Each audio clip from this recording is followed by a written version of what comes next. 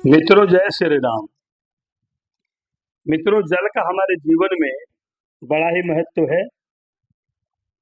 इसलिए जल संरक्षण के विभिन्न उपायों पर हमको विचार करना चाहिए। यहाँ मैं आपको बताना चाहता हूँ कि नेपाल और भारत के बीच में बहने वाली कुछ नदियां हैं, जिनका उल्लेख पुराणों और पौराणिक कथाओं में भी मिलता है। इसी प्रकार से नेपाल की एक नदी का नाम है कमला नदी, जिनका बहाव आपके भारतवर्ष में भी होता है। वैसे यहाँ पर 2 दर्जन से अधिक नदियों का उल्लेख मिलता है, लेकिन जहाँ तक कमला नदी की बात की जाए तो नेपाल में सबसे दयनीय स्थिति कमला नदी की है, जिसको बचाने और जिसको साफ सुथरा रखने के अभियान में जनकपुर धनुषा जनपद के ही रहने वाले श्रीमान विक्रम यादव जी महोदय हैं, जो कि कमला नदी को बचाने के उपायों पर अनेक तरह से अपनी पूरी टीम के साथ लगे हुए हैं। बीते दिनों 5 जून को पर्यावरण दिवस के दौरान भारत देश से गए हमारे सर्किट रामायण के चेयरमैन डॉक्टर रामअवतार जी ने उनको वहां पर सम्मानित भी किया। जल प्रहरी के नाम से उनको संज्ञा दी गई और इस दौरान डॉक्टर रामअवतार जी ने नेपाल में नदियों और जल संरक्षण को लेकर किए जा रहे सभी उपायों पर प्रशंसा व्यक्त की। उनकी गणना हमारे देश भारतवर्ष में ऋषि मुनियों के रूप में की जाती है। आइए हम उनका उद्बोधन सुने। आदरणीय दुबे जी ने कहा था संबोधन, मेरे रिश्तेदारों। आज के कार्यक्रम के अध्यक्ष जी, प्रखर वक्ता श्री झा जी, पुरातत्व विभाग के अधिकारी डॉक्टर मीनाक्षी जी और मेरे 3 पागलों, मेरे 3 पागल हैं यहाँ। सबसे पहले तो ये दुबे जी हैं, जिन्होंने राम जन्मभूमि के लिए गोलियां खाई, ऐसा पागलपन। दूसरा मेरा पागल, भैया जरा देखो मेरी तरफ, पागल जिसने घर बार छोड़कर मां जानकी के इन स्थलों की संरक्षण सुरक्षा का संकल्प लिया। और तीसरा मेरा प्रिय पागल, हाँ जी, आप समझ गए होंगे, विक्रम यादव, जो मैं आज इनको एक उपाधि देता हूं कि ये मां कमला के सुपुत्र हैं। पुत्र नहीं, ये भाई और बहनों, समय की मर्यादा को देखते हुए मैं बहुत संक्षेप में अपनी बात रखूंगा।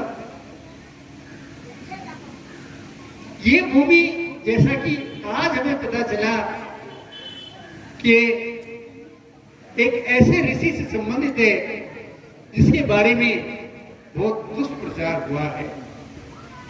कल्पना कीजिए, क्या कोई क्रोधी सिद्ध हो सकता है? क्रोध को त्यागने के बाद ही किसी को सिद्धि मिलती है, तो ऐसे ऋषि को क्रोधी कहना ऋषियों का अपमान है। इसलिए मैं, उनकी आत्मा यही कहीं ना भ्रमण कर रही होगी। मैं आप सबकी ओर से उन ऋषि से क्षमा याचना करता हूं कि आपको हमने क्रोधी बार किया। बंधुओं, एक महत्वपूर्ण बात, ये मिथिला भूमि तो कण कण में भगवान विराजमान है, लेकिन हमने उस कण कण को भुला दिया। आज जब मैं वहां भ्रमण कर रहा था तो देखा कितना बड़ा क्षेत्र ऋषि के नाम पर है। लेकिन क्या हमने उसकी चिंता करी? बंधु, जितनी करनी चाहिए उतनी चिंता हमने नहीं करी। आइए हम संकल्प करें कि हम अपना कर्तव्य का निर्वहन करेंगे। एक बात बौद्धिक रूप से, आध्यात्मिक रूप से मैं कहना चाहता हूं, रावण ने ऋषियों के यज्ञ का विध्वंस क्यों करवाया? जगह जगह राक्षस क्यों भेजे? ताकि यज्ञ नहीं हो सके। यज्ञों से क्या होता है? यज्ञ का भाग देवताओं को जाता है, देवता उससे प्रबल होते हैं और राक्षसों से युद्ध करते हैं। इसलिए कहा कि जब देवों का भाग नहीं जाएगा तो ये देवता स्वयं निर्बल हो जाएंगे।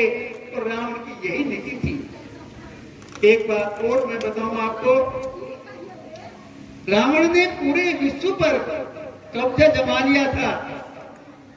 ये केवल मैं कहूंगा जिसे हम अखंड आर्यव्रत कहते हैं, जिसमें भारत है, नेपाल है, भूटान है, सिक्किम है, श्रीलंका है, बांग्लादेश है, पाकिस्तान है, अफगानिस्तान है, ये सब आर्य भूखंड के भाग थे। वो केवल इस पर कब्जा नहीं जमा सका। क्यों? यहाँ देवताओं की पूजा होती थी, यज्ञ होते थे।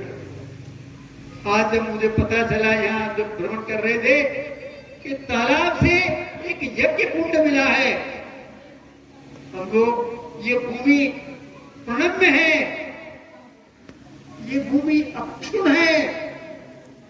लेकिन यदि हमने यज्ञ बंद कर दिए, यदि इन स्थलों का चिंतन नहीं किया, इनका संरक्षण नहीं किया, तो सिद्धांत है जिन देवों को अवश्य नहीं मिलता वो देव कमजोर हो जाते हैं और अंत में समाप्त हो जाते हैं।